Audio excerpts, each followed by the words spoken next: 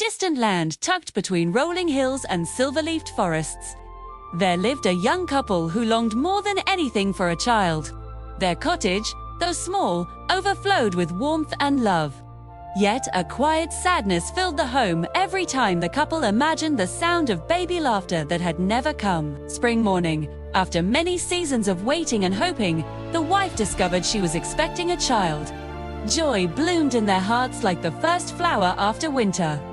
The husband spent his days crafting tiny toys out of wood, while the wife stitched soft blankets in anticipation. Their cottage stood beside a towering stone wall that belonged to a mysterious mansion. No one dared approach it, for it belonged to a powerful witch known throughout the land. It was said that she possessed magic older than the deepest roots of the forest. Her garden, hidden behind the high wall, flourished with the most beautiful plants and herbs. Imaginable plants many believed had enchanted properties. Spit. One late afternoon, as the expectant mother leaned out the window to enjoy the cool breeze, her gaze drifted to the witch's garden.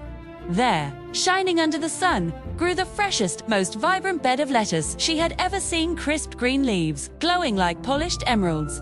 In an instant, something stirred inside her, an overwhelming craving that struck so hard she gasped. From that moment on, she could think of nothing else. Day after day, she stared at the forbidden garden. Her appetite vanished for all foods except that single, unreachable lettuce. She whispered to her husband, her voice trembling, "If I cannot taste that lettuce, I fear I shall waste away." The husband grew terrified as his wife weakened. Her cheeks lost color, her steps grew unsteady, and she could not sleep for thinking about the sweet green leaves she desired so desperately. Finally, unable to bear watching her suffer, her husband made a dangerous decision. "I will get you some," he promised gently, brushing her hair from her pale face. "Do not worry, my love. I will bring you that lettuce, no matter the risk." But he knew the risk all too well. That very night, under the cover of darkness, he crept toward the towering stone wall. The moon cast long shadows that seemed to grab at his feet as he scaled the rough stones. His heart pounded so loudly, he feared the witch could hear it from inside her mansion. With trembling hands, he pulled himself over the wall and dropped softly into the enchanted garden. The air inside smelled of mint and wildflowers. Strange, glowing insects drifted lazily between the plants. The lettuce bed shimmered under the moonlight, as though sprinkled with stardust.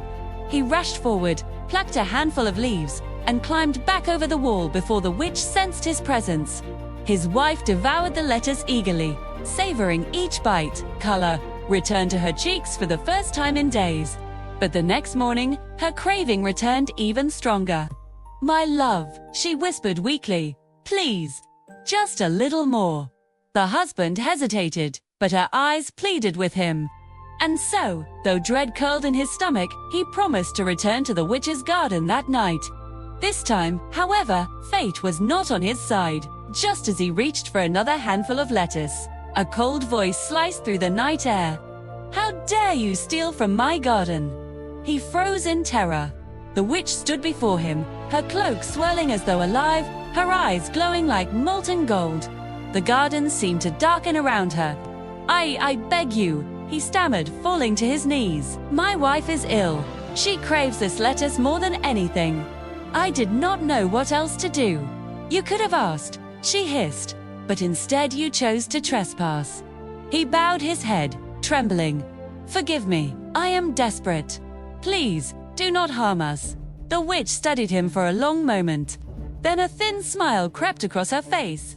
"Oh, I will allow you to take as much lettuce as your wife desires," she said slowly.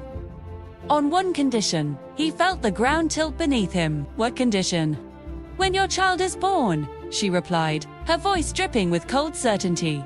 "You will give it to me." The husband recoiled. "No, I could never. Then your wife will grow weaker and weaker." The witch interrupted. "You know she will. And soon, neither she nor the child she carries will survive." Her words sliced through him. Terrified and desperate to save his wife, he nodded. "Tease, it is done," the witch said, sealing the deal. Months later, when the baby girl was born, beautiful, healthy, with golden hair, the witch appeared at their door without knocking. The couple wept as she took the child from their arms. "I shall call her Rapunzel," the witch declared, for she had been named after the enchanted lettuce that had changed her fate. Rapunzel grew into a radiant child with sunshine-bright hair and eyes like warm summer skies. Though the witch raised her, giving her food, clothes, and lessons, she allowed the girl no freedom. For the witch feared the world and believed that anyone who saw Rapunzel's beauty would try to steal her away. When Rapunzel turned 16, the witch locked her inside a tall tower deep in the forest. The tower had no door, no staircase, only one small window at the top. The only way in or out was by Rapunzel's long braided golden hair. Whenever the witch approached, she called from below, "Rapunzel, Rapunzel, let down your golden hair." And Rapunzel lowered her braid, allowing the witch to climb. Years passed in silence. Rapunzel spent her days singing to comfort herself, her voice drifting like soft waves across the forest. One day, while riding through the woods in search of game, a young prince heard a voice unlike anything he had ever known. It was fragile yet powerful, sweet yet sorrowful. He followed the sound until he found the tower. He circled it, searching for a door or stairs, but found none. Fascinated, he returned day after day, listening from the shadows. One evening, he saw the witch approach. He heard her call the now familiar words. To his amazement, a golden braid fell from the window, and the witch climbed to the top. The next night, after the witch had gone, the prince approached the base of the tower and called softly. Imitating her voice, "Rapunzel, Rapunzel, let down your golden hair." The braid dropped.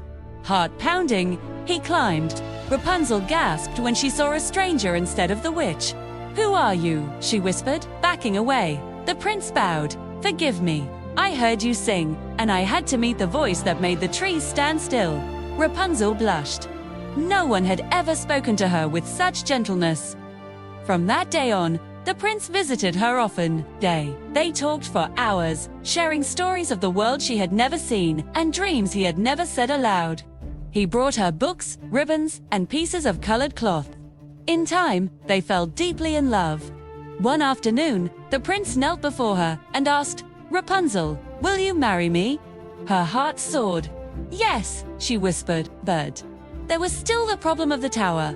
Rapunzel had a plan. Each time the prince visited, he brought her a piece of strong fabric.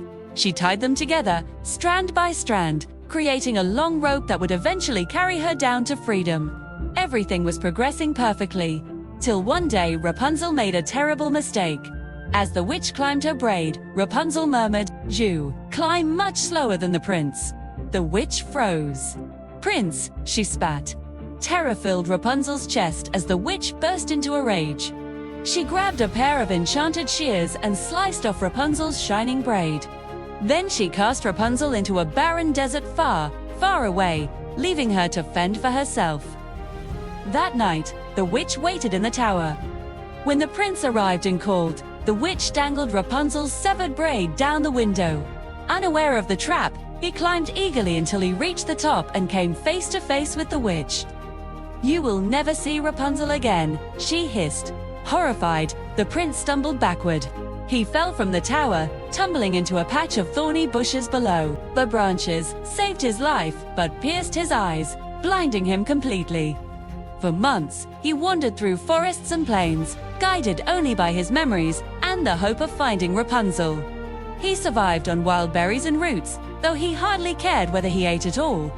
Meanwhile, in the desert, Rapunzel lived in loneliness, but refused to give up hope. She often sang to soothe her sorrow, letting her voice carry across the empty sands.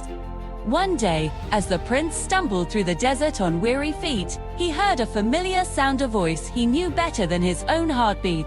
"Rapunzel," he cried, tears streaming down his face. "Prince." Rapunzel ran toward him, her heart soaring with joy. When they met, she threw her arms around him and wept, her tears falling onto his cheeks. As her warm tears touched his eyes, a miracle unfolded. His sight returned in a burst of shimmering light. They embraced, laughing and crying all at once. Hand in hand, they journeyed back to the prince's kingdom, where he was welcomed with relief and celebration. Rapunzel, free at last, became beloved by all for her kindness and courage. And so the prince and Rapunzel married, ruling with wisdom and generosity. Their love, born in a lonely tower, flourished and brightened every corner of the kingdom. They lived truly and joyfully ever after. After their return, the kingdom often echoed with songs of happiness, including the playful children's melodies that Rapunzel adored. Jingle bells, jingle all the way. And the cheerful villagers sang together during winter festivals, their laughter ringing like bells. Children rode the village bus, singing. The wheels on the bus go round and round. Parents clapped while little ones stomped their feet, singing, "If you're happy and you know it, clap your hands." Farmers in the countryside chanted, "Old MacDonald had a farm, at night." Under the glowing stars, just like the ones that had watched over Rapunzel in her tower, the children whispered, "Twinkle, twinkle, little star." The kingdom was filled with music, joy, and peace, a world where hope always prevailed. Miracles bloomed like spring, and love shone brighter than the brightest star in the sky.